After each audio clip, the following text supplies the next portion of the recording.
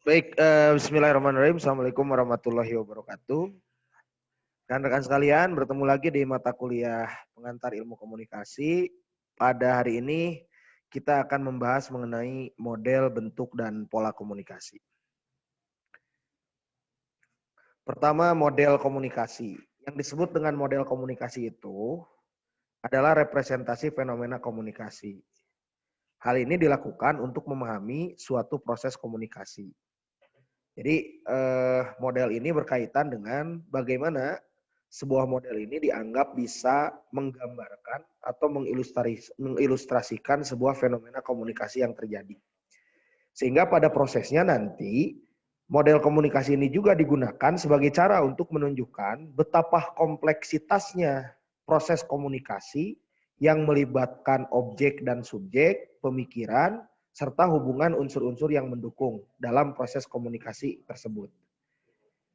Dengan kata lain, yang namanya model komunikasi ini bisa disebut sebagai sebuah bentuk penyederhanaan dari teori komunikasi yang kemudian disajikan dalam bentuk gambar, dalam bentuk bagan gitu ya, image, visual dan lain sebagainya sehingga berfungsi sebagai alat bantu untuk menjelaskan suatu fenomena komunikasi yang terjadi. Nah, fungsi daripada model ini pertama untuk melukiskan proses komunikasi. Yang kedua, menunjukkan hubungan visual antar unsur-unsur komunikasi. Tempo lalu kita sudah bahas ada beberapa unsur komunikasi. Mulai dari komunikator, pesan, media, kan gitu. Sampai dengan komunikan dan pada akhirnya melahirkan efek dan feedback begitu. Yang ketiga, fungsi model itu untuk membantu menemukan dan memperbaiki kemacetan komunikasi. Sehingga pada akhirnya nanti fungsi yang keempat, dengan adanya model komunikasi ini bisa memperkirakan hasil atau akibat yang ingin dicapai atau yang akan dicapai dari sebuah proses komunikasi yang berlangsung. Nah, setidaknya kalau kita klasifikasikan ada 3 ragam model komunikasi. Ada yang disebut dengan model analisis dasar komunikasi, ada model proses komunikasi, dan ada model komunikasi partisipatif. Kita bahas satu-satu. Pertama, model analisis dasar komunikasi. Model analisis dasar komunikasi ini bisa dibedakan lagi menjadi beberapa bagian. Pertama, dalam model analisis dasar komunikasi, ada yang disebut dengan model dasar komunikasi 3 unsur. 3 unsur itu apa saja? Ada sender atau pengirim, ada message, pesan, dan ada receiver, penerima. Jadi yang disebut dengan model dasar komunikasi 3 unsur. Pengirim, pesan, dan penerima. Model dasar komunikasi 3 unsur ini pertama kali dicetuskan oleh Aristoteles, seorang filosof dari Yunani. Nah, ini masuk kategori model dasar komunikasi yang klasik. Nah, dalam model komunikasi 3 unsur ini belum melibatkan unsur media. Kenapa? Karena proses komunikasi dalam hal ini masih dianggap sebagai bagian dari keterampilan retorika atau speech communication, gitu ya. Itu yang pertama, model dasar komunikasi 3 unsur. Yang kedua, tahun 1948 ada model yang disebut dengan model Lasswell. Pencetusnya adalah Harold de Lasswell. Di mana dalam model dasar Lasswell ini ada 5 komponen pokok dalam proses komunikasi. Apa saja? Pertama, who, siapa yang mengirimkan. Kedua, say what, apa yang dikirimkan. Ketiga, in which channel, melalui media apa dikirimkannya. Kemudian keempat, to whom, kepada siapa pesan itu dikirimkan. Dan yang kelima, with what effect. Apa efek atau pengaruh yang dihasilkan dari proses komunikasi yang berlangsung. Dengan kata lain, model Lasswell ini sudah memasukkan unsur media dan efek begitu. Nah, kenapa? Karena Lasswell memandang bahwa proses komunikasi itu selalu memberikan pengaruh atau mempunyai pengaruh atau efek tertentu begitu. Itu yang disebut dengan model Lasswell gitu ya. Kemudian ketiga, ada yang disebut juga dengan model komunikasi Shannon dan Weaver. Ini 1 tahun selanjutnya. Nah, pada model komunikasi Shannon dan Weaver ini sudah mulai kompleks, walaupun masih dasar ya, model dasar komunikasi. Di mana Shannon ini menitikberatkan pada pengiriman pesan melalui saluran elektronik. Di sini mulai ada variasi dari pemilihan media sebagai saluran penyebaran pesan. Kemudian yang kedua, model Shannon juga model Shannon juga di sini mulai memperhatikan noise atau hambatan dalam komunikasi. Nah, dalam model Shannon ini, komunikasi berakhir setelah sampai pada destinasi atau tujuan. Noise bisa menjadi salah satu faktor yang menyebabkan kegagalan komunikasi. Nanti variasi noise itu apa saja? Ada yang disebut dengan hambatan fisik, hambatan spasial, ada hambatan biologis, hambatan psikologis dan lain sebagainya. Nah, maka agar noise ini tidak menyebabkan kegagalan komunikasi, maka semua gangguan harus diatasi terlebih dahulu sebelum proses komunikasi ini berlangsung. Nah, misalnya ada istilah redundansi atau pengulangan. Pengulangan, misalkan seperti sekarang nih, untuk meminimalisir noise, maka bisa jadi pesan ini direkam gitu menggunakan satu perangkat tertentu agar apa? Agar teman-teman sebagai pengirim pesan itu bisa melakukan proses redundansi, pengulangan atau mengulang mendengarkan dari pesan-pesan komunikasi yang disampaikan. Nah, kalau digambarkan model komunikasi Shannon itu bisa kita lihat pada bagian berikut nih. Karena latar belakang Shannon ini adalah seorang ahli matematik atau fisikawan, gitu ya. Dia tidak jauh gitu menggunakan beberapa sumbangsi ilmu-ilmu eksakta. Misalkan di sini dia mengistilahkan dalam konteks pesan ada yang disebut dengan sumber pesan dan ada yang disebut dengan transmitter, pengirim. Kemudian signal. Nah, kemudian ada pada aspek penerima ada yang disebut dengan receive signal. Kemudian diterima oleh receiver dan ada tujuan atau destination dari pesan. Di tengah-tengah antara transmitter dan receiver ini ada yang disebut dengan noise source atau sumber gangguan. Nah, inilah yang digambarkan model komunikasi dari Shannon itu sendiri. Yang kedua, ada yang disebut dengan model proses komunikasi.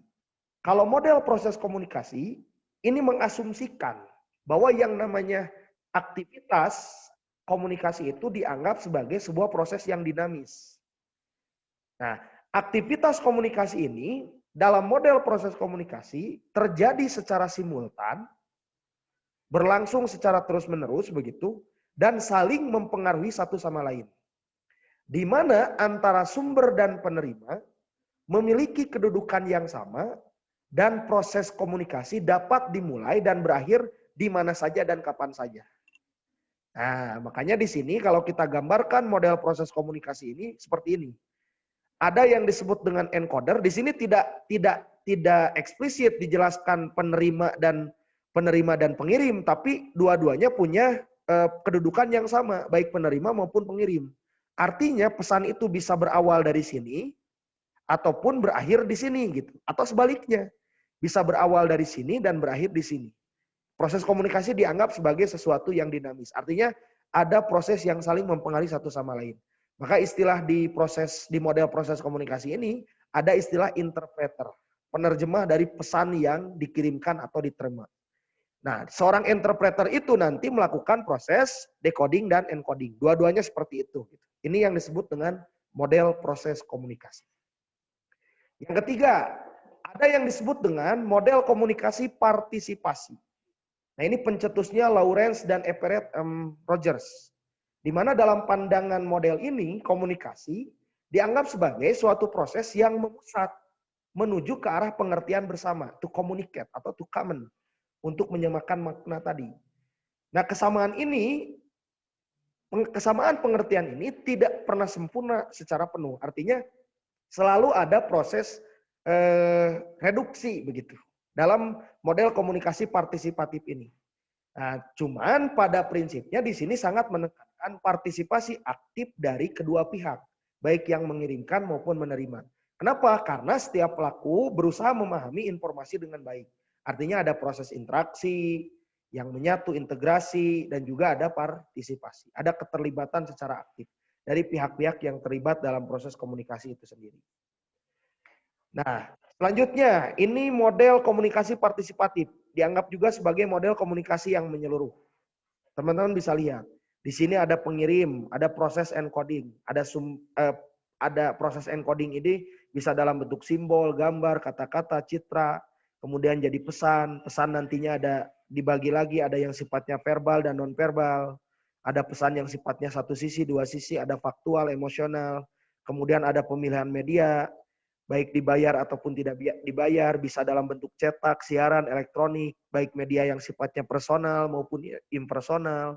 Kemudian ada selective exposure, di sini ada proses seleksi dari pesan-pesan yang ada. Pada akhirnya ada penerima sebagai konsumen atau komunikan, yaitu individu atau pemirsa yang ditargetkan begitu. Ada proses decode, di mana menanggapi dengan tepat. Kalau tepat, padanya memberikan umpan balik yang sesuai diharapkan oleh pengirim. Kalau tidak tepat, ya bisa jadi memberikan umpan balik yang tidak sesuai dengan apa yang diinginkan oleh pengirim. Inilah yang disebut dengan model komunikasi yang menyeluruh. Nah, kalau kita lihat, perkembangan model-model komunikasi ini sangat dipengaruhi oleh paradigma komunikasi. Setidaknya kan ada dua paradigma utama dalam konteks komunikasi ini. Ada yang disebut dengan paradigma lama, di mana paradigma komunikasi lama ini menempatkan bahwa sumber sebagai pelaku dominan satu arah. Kemudian metode yang biasa digunakan dalam paradigma komunikasi yang lama itu metode yang sifatnya mempersuasi melalui propaganda-propaganda pesan. Sehingga dianggap ada efek yang bisa mempengaruhi audiens begitu. Sementara kalau dalam paradigma komunikasi yang baru, dianggap bahwa proses komunikasi itu bersifat dialogis, artinya dua arah. Sehingga ada interaksi antar pengirim dengan penerima, dan padanya ada saling mempengaruhi, ada mutual understanding, ada proses saling mempengaruhi pemahaman baik dari pengirim maupun penerima. Inilah dua paradigma utama dalam konteks proses komunikasi itu sendiri. Kemudian selanjutnya, bentuk komunikasi. Berdasarkan bentuknya, komunikasi ini nantinya bisa dibedakan menjadi beberapa varian.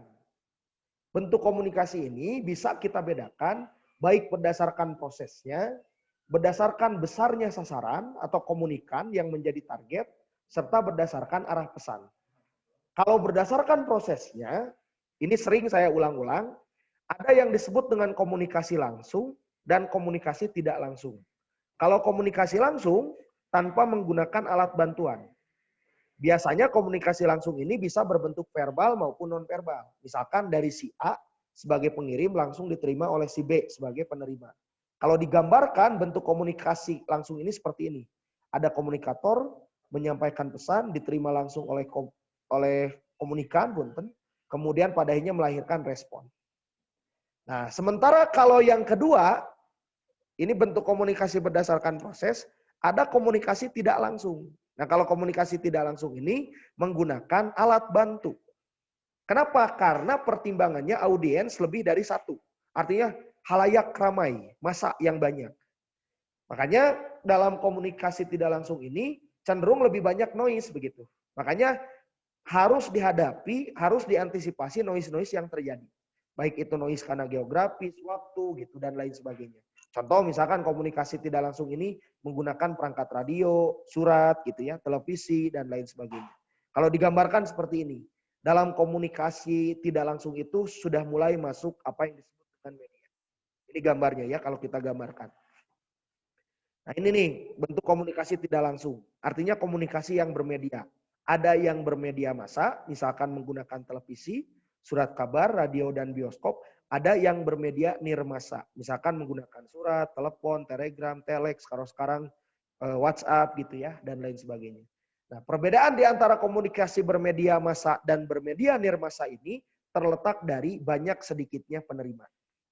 Ya kan surat bisa jadi ya, cakupan penerima surat itu bisa jadi terbatas. Kecuali kalau misalkan sekarang kita menggunakan apa yang disebut dengan mailing list, ya, surat elektronik dan lain sebagainya. Ya tentu itu bisa masuk kategori komunikasi bermedia. Tapi menggunakan perangkat new media yang disebut dengan internet, begitu ya. Nah sekarang yang kedua, bentuk komunikasi berdasarkan kapasitas sasaran. Berdasarkan kapasitas sasaran, konteks atau bentuk komunikasi ini bisa dibedakan menjadi 3 bentuk utama. Ada yang disebut dengan komunikasi perorangan, ada yang disebut dengan komunikasi kelompok, dan ada yang disebut dengan komunikasi massa. Kalau komunikasi perorangan, komunikasi yang dilakukan secara tatap muka, atau juga bisa melalui telepon gitu ya. Kalau langsungnya tatap muka, tidak langsungnya melalui telepon. Tapi biasanya cakupan pengirim dan penerimanya ini ya, penerimanya itu masih bisa dihitung 1 sampai 2 orang begitu. Nah, misalkan seorang psikolog atau konselor dia melakukan proses konseling atau layanan begitu ya kepada kliennya, itu bisa masuk komunikasi per orang. Yang kedua ada komunikasi kelompok. Kalau komunikasi kelompok, sasarannya itu orang yang umumnya dapat dihitung dan dikenal. Sehingga komunikasi ini terjadi juga secara langsung dan timbal balik. Nah, komunikasi kelompok ini kan variannya katanya ada yang disebut dengan jumlah audiensnya tidak lebih dari 10 orang. Tapi ada juga yang menyatakan maksimal 20 orang masuk kategori komunikasi kelompok. Contohnya seperti apa? Antara dosen menyampaikan pesan kepada mahasiswanya di kelas. Itu masuk contoh sebagai komunikasi kelompok. Kemudian yang ketiga ada komunikasi massa. Kalau komunikasi massa, sasaran kelompoknya dalam jumlah kuantitas yang cukup besar, sangat besar bahkan. Sehingga si komunikator umumnya tidak mengenal siapa audiensnya. Maka komunikasi yang baik itu harus disusun, pesannya harus benar-benar disusun, tidak rumit dan tidak bertele-tele. Kemudian bahasa yang digunakan juga harus mudah dipahami, menggunakan bentuk gambar yang baik dan bentuk kelompok kelompok khusus, misalnya kelompok pendengar dan lain sebagainya. Itu berdasarkan kapasitas sasaran. Yang ketiga, berdasarkan arah pesan. Maka dibagi dua, ada komunikasi satu arah dan ada komunikasi timbal balik atau dua arah. Yang disebut dengan one way communication atau komunikasi satu arah itu, pesan disampaikan oleh sumber kepada sasaran dan sasaran tidak dapat atau tidak mempunyai kesempatan untuk memberikan umpan balik. Contohnya ini nih, lihat. Seorang pengirim melalui media tertentu diterima gitu ya. Kemudian tidak ada proses dialogis timbal balik. Contohnya seseorang yang menonton televisi, mendengarkan radio. Tapi kemudian sekarang juga ada yang istilah dalam perkembangan selanjutnya ada spasial istilahnya. Spasialisasi itu bagaimana kemudian audiens seolah-olah terlibat aktif dalam satu panorama begitu ya, atau dalam satu program televisi atau radio. Makanya ada dialog interaktif misalkan dengan pendengar gitu ya. Ada istilahnya tanya jawab langsung antara penonton televisi dan lain sebagainya. Tapi pada prinsipnya itu masuk kategori one way communication. Dan yang kedua, komunikasi timbal balik. Nah, ini kalau dalam komunikasi timbal balik seorang sasaran atau audiens, dia bisa memberikan umpan balik. Nah, komunikasi timbal balik ini bisa dilakukan perorangan ataupun dalam konteks komunikasi kelompok. Nah, misalkan di sini teman-teman bisa lihat ada proses timbal balik ya. Ini yang membedakan antara komunikasi one way communication dan two way communication. Begitu ya. Selanjutnya pola komunikasi. Ada 5 kategori pola komunikasi. Ada yang disebut dengan pola roda, ya, seperti gambar ini. Ada yang disebut dengan pola rantai, itu. Ada yang disebut dengan pola Y. Ada yang disebut dengan pola melingkar, dan ada yang disebut dengan pola menyeru. Jadi pola komunikasi itu bagaimana kalau digambarkan proses komunikasi yang dilakukan oleh seorang komunikator kepada komunikan. Kalau pola roda, seseorang berkomunikasi pada banyak orang. Jadi ini komunikator, dia berkomunikasi kepada nomor 2, nomor 3, nomor 4, nomor 5. Seseorang yang berkomunikasi pada banyak orang. Kalau pola rantai, nah ini pola rantai, seseorang berkomunikasi pada seseorang yang lain. Ini ke sini gitu ya. Kemudian dia juga ke sini, ke sini, ke sini, dan seterusnya. Ini pola rantai. Kalau pola jaringan Y, 3 orang anggota dapat berhubungan dengan orang-orang di sampingnya seperti pada pola rantai. Jadi 3 orang anggota, nah ini nih, bisa saling berkomunikasi satu sama lain seperti pola rantai. Pola lingkaran hampir sama seperti pola rantai, gitu. Namun orang terakhir, nomor 5 ini, berkomunikasi pula dengan orang pertama. Nah, jadi ini ke sini, ini ke sini, ini ke sini, ini ke sini, padanya sampai lagi kepada orang yang pertama. Dan yang terakhir pola bintang. Semua anggota berkomunikasi dengan semua anggota. Jadi ini ke sini berkomunikasi, ini ke sini berkomunikasi, dia ke sini bisa, nomor 2 ke 5, nomor 2 ke 4 bisa, 4 ke 1 bisa, 4 ke 3 bisa. Artinya semuanya berada dalam derajat atau konteks komunikasi yang sama begitu. Itu pola bintang. Nah, rekan-rekan sekalian, itulah bahasan materi pada hari ini mengenai bentuk, model, dan pola komunikasi. Itu saja mungkin yang dapat disampaikan. Terima kasih. Assalamualaikum warahmatullahi wabarakatuh.